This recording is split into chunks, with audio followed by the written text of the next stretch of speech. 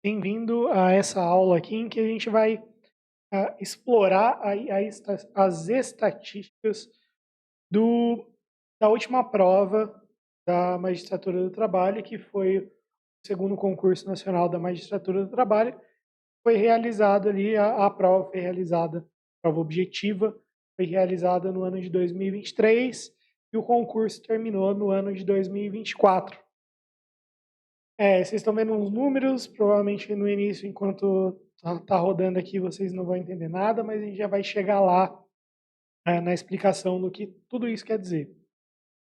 A prova, ela é dividida em 3 blocos, tá? Para quem não sabe, a prova objetiva é dividida em 3 blocos. A nota de corte, vamos estipular que foi 61, 60, 61.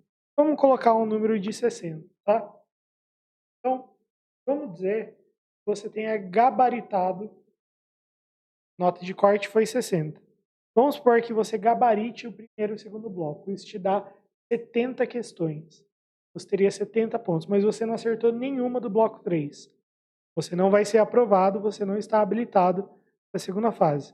Você tem que tirar 30% em cada um dos blocos. Então, 30% aqui, 30% aqui, 30% aqui. E precisa superar a nota de corte. Tá? O mínimo para passar é de 60 pontos. Então, aqui no segundo concurso nacional foi 40, 30, 30. O que quer dizer que você teria que ter 12 pontos aqui, 9 pontos aqui e 9 pontos aqui. Beleza? Tá bom. Então, vamos tirar essa parte do caminho. A estatística que a gente vai analisar, ela é importante para definir como que a gente vai estudar para a magistratura do trabalho.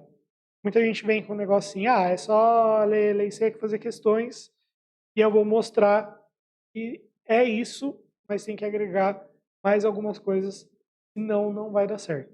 Tudo bem? Pode dar certo, mas vai ficar muito ali, dependendo de bagagem específica.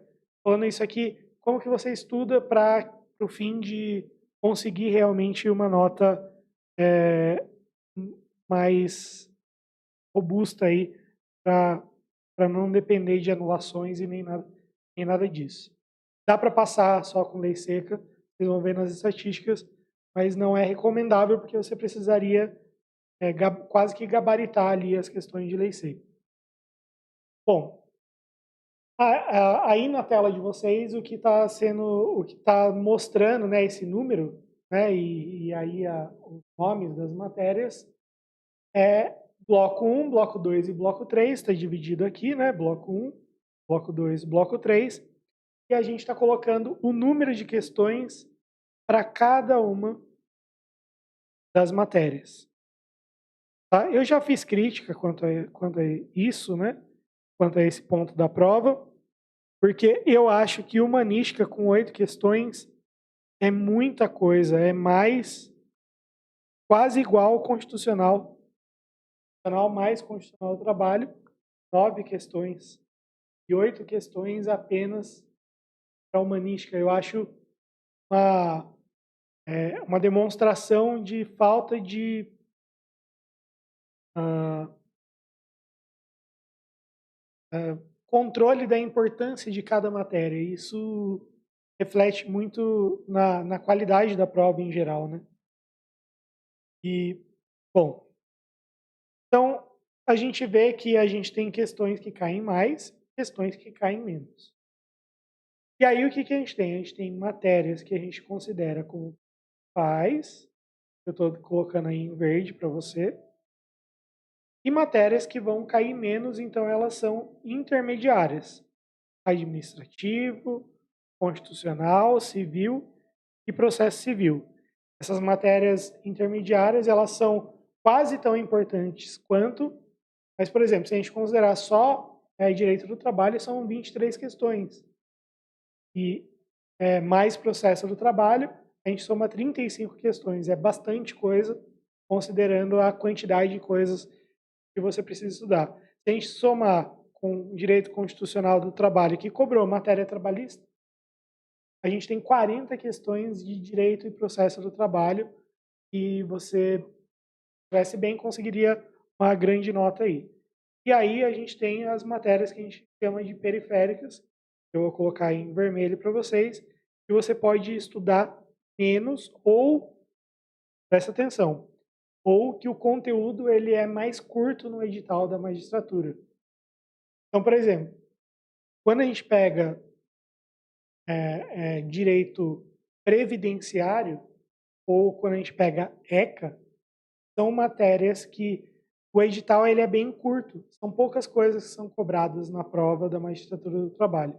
Previdenciário é um mundo de coisas complexas, e ECA é um outro mundo de coisas também complexas. Mas na magistratura do trabalho cobra-se pouco. São 3 questões para ECA, 5 questões para previdenciário, mas além disso, são questões muito básicas sobre conteúdo de lei, sobre princípios, coisas muito tranquilas de se estudar. E a gente já explicou que a gente divide o estudo de matérias intermediárias e principais, que eu estou colocando aqui do lado, por doutrina. Principais, intermediárias, por doutrina. E as matérias periféricas, por ser um conteúdo mais curto, com menos importância no concurso, que cai, cobra menos coisa, você vai conseguir estudar por sinopse. Certo? Tudo bem. Beleza. E aí, tem uma outra... Então, a gente já tem a estatística do quanto caiu para cada matéria, está aí na sua tela. Dá para você ter um auxílio visual para entender como que foi a quantidade de cobrança de questões por matéria. Mas a gente precisa, além disso, ver o perfil da cobrança das questões. E aí a gente tem a outra estatística, que a gente teve 44 questões de caso hipotético. O que é questão de caso hipotético? É aquele fulano, não sei o quê, foi lá, tomou um soco e etc. E aí pediu dano moral e etc. Você, como juiz, alternativa A, B, C, D e E. Então, vai ter um caso hipotético. A FGV gosta muito de fazer isso. Município Alfa, o Estado Delta, o governador do Estado Delta criou uma lei assim, e assim vai, né? Esse tipo de questão é um tipo de questão que a FGV gosta muito de fazer. Foi a FGV que aplicou o segundo concurso nacional, e a tendência de um terceiro concurso nacional também ser FGV é muito grande, porque a FGV está aplicando o ENAM, vai aplicar o ENAM 2025.1, provavelmente 2025.2, e vem aplicando a maioria das provas de magistratura estadual. Então, a tendência é de ser FGV. No ENAM, por exemplo, esse percentual aí de mais ou menos 50% questões de casos hipotéticos é bem parecido no ENAM. Então, a gente teve 44 questões de caso hipotético. Como eu sempre falo, questão de caso hipotético demanda 2 coisas. Você precisa saber entender o que o caso hipotético está te pedindo para fazer a segunda coisa, que é conseguir assinalar a questão correta. É diferente de uma questão direta. Então, sobre medidas provisórias, assinale a alternativa correta. Bom, você não precisa identificar o tema, porque o próprio enunciado já está te falando que ele vai cobrar a medida provisória. Agora, quando ele fala que o João deu um soco na cara, não sei o quê, e aí foi pensado por justa causa, com base nisso, diga, aí você não sabe se é reversão de justa causa, se é requisito de justa causa, se é competência para dano moral, se é indenização por dano moral, você não sabe o que vai ser cobrado, vai ter que ler o enunciado em conjunto com as alternativas para entender o que o examinador, no fundo, está querendo cobrar. Então, isso demanda um raciocínio lógico-jurídico que apenas fazer questões e estudar a lei seca não vai ser suficiente. Então, eu já adianto que doutrina é importante para essas 40, a doutrina vai ser importante para essas 44 questões de caso hipotético, para você entendê-las melhor. Ah, professor, se eu treinar a questão Vai me ajudar? Vai ajudar. Eu não estou dizendo que você não precisa treinar questão. Eu estou dizendo que você tem que aliar o estudo, o treino de questão, aliar o treino de lei seca, o estudo de lei seca com o estudo de doutrina, para você ter um conhecimento mais aprofundado e conseguir ter um raciocínio lógico antes de enfrentar uma questão objetiva.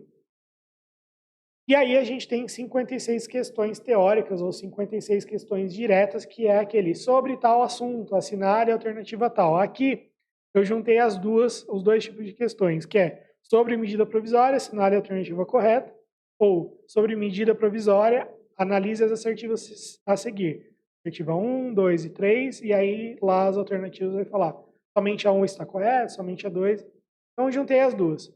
E o que importa para nós é como que a gente vai criar o nosso plano de estudo de forma que valha a pena, de forma que faça sentido para você enfrentar uma prova objetiva, mas também, você já sabe, isso vai servir também para as provas discursivas de sentença, porque o conhecimento ele é um só, né? Não existe conhecimento só para a prova objetiva e discursiva eu não sei nada. Então é uma enganação, né? Então a gente teve esse primeiro perfil, quase metade ali das questões de caso hipotético. Então, a doutrina vai te auxiliar para ter o raciocínio para enfrentar esse tipo de questão.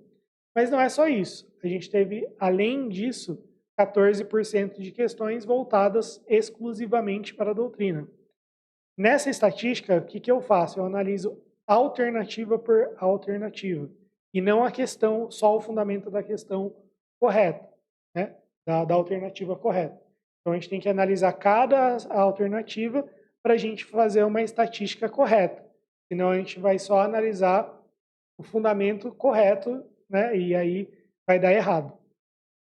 Porque a prova exige que você leia todas as alternativas. Então, não faz sentido a gente desconsiderar as alternativas erradas. Então, nessa estatística, a gente considerou 14% de questões voltadas para a doutrina. Então, a gente vai falar alguns temas que caíram no segundo concurso nacional envolvendo doutrina. Até passei um slide aqui sem querer. Você já deve ter visto alguma coisinha, mas é bastante coisa de doutrina se a gente considerar só esses dois fatores, né? As questões de caso hipotético e as questões de doutrina. Então, por isso, é muito importante que você inclua um estudo de doutrina na sua preparação, porque isso só vai agregar, não vai te atrapalhar ou deixar mais lento, mas sim vai te deixar com conhecimento mais robusto para a prova. Beleza. A gente tem o mesmo perfil das provas do Enem. Então, a gente tem um perfil com maior parte de lei seca. Então, a gente tem, para o segundo concurso nacional, 56% de lei seca. E no Enem 2024.1, 2024.2, foi semelhante. Né? 2024.1 com um perfil mais de lei seca, 2024.2 um pouquinho menos de lei seca. Um perfil com muita jurisprudência, e aqui não foi só súmula ou tese de repercussão geral. E caiu bastante, tá? Foi a maior parte. Mas a gente teve também questão de informativo do TST e a gente teve questão de informativo do STJ também, tá? Não só questões que estão ali. Então, questão que não envolve um tema repetitivo nem nada disso. Não, é de turma, é decisão de turma do TST sobre, por exemplo, o tempo que é considerado para o adicional de transferência, por exemplo. Então, não cobrou só o artigo 469 e nem só a OJ 113 da SDI 1. Cobrou o entendimento de turma de TST que está em informativo. No Enem 2024.2, por exemplo, a gente teve cobrança do informativo 284 do TST. Então, a gente tem uma demonstração de que a FGV ela realmente é uma banca diferenciada nesse ponto, porque ela exige esse tipo de conhecimento. Então, Muito parecido, né? 30% de jurisprudência ali para o segundo concurso nacional, com o ENAM 2024.1 e ponto 2, que girou em torno disso. Está vendo aí que está destacado. E a doutrina também é muito parecido. O ENAM 2024.1 teve pouca doutrina, mas acredito eu que por ter sido a primeira prova, né, do ENAM, o primeiro exame, então acredito que eles, apesar de ter sido uma prova difícil, eles pegaram, entre aspas, pegaram leve, né, considerando o perfil que eles normalmente fazem. Então, por isso, teve essa diferença. E o que normalmente tem caído, né? Tem caído, por exemplo, que caiu no segundo concurso nacional, liberdade sindical e aplicação da Convenção 87 da OIT. Humanística teve conceito lá de fonte de direito, impactos da reforma trabalhista, controle de constitucionalidade. A gente teve o conceito de condição, lembra? Elementos acidentais no negócio jurídico, termo, condição e encargo. Tem lá condições potestativas, puramente potestativas, simplesmente potestativas, isso caiu no segundo concurso nacional. Normas fundamentais do processo civil, precedentes, isso sempre vai cair. Distinguishing overruling, salvo engano, caiu também no segundo concurso, no exame 2024.2, o ENAM 2024.2. Controle de convencionalidade, são temas muito usuais aí de cair em provas em geral, e não foi diferente do segundo concurso nacional. A gente, como eu já disse, né, a gente teve em direito individual do trabalho, a gente teve questão envolvendo informativo do TST. Então, o estudo ele precisa ser mais global, ele precisa envolver um pouco de tudo. Você não precisa ser um especialista em lei seca, nem um acadêmico de doutrina. Você não precisa estudar como se estivesse estudando para um mestrado, mas você precisa ser mais ou menos, como fala um amigo meu, um tudólogo, né? Vai saber bastante coisa superficial e intermediária ali de muitos assuntos. Mais ou menos essa é a ideia. Por exemplo, quando a gente fala de MPT, a preparação já é um pouquinho diferente. As matérias são parecidas, a prova tem uma dificuldade igual, mas o perfil é diferente. Então, você precisa saber muito de direitos difusos, você precisa saber muito de tutela coletiva, você precisa saber muito de direitos humanos, precisa dominar normas internacionais, tratados internacionais, porque isso é o que mais cai e acaba sendo um nível muito aprofundado. Magistratura não, já é um pouquinho diferente, porque você precisa ter esse perfil mais abrangente, saber um pouco de tudo e nada muito aprofundado de nenhum assunto, porque isso não vai ser exigido. Se você for ver o primeiro concurso nacional, você vai entender o que eu estou falando. Vai ver que provavelmente vai sair com essa impressão que a prova é difícil, mas dá para fazer, né? A uma primeira vista.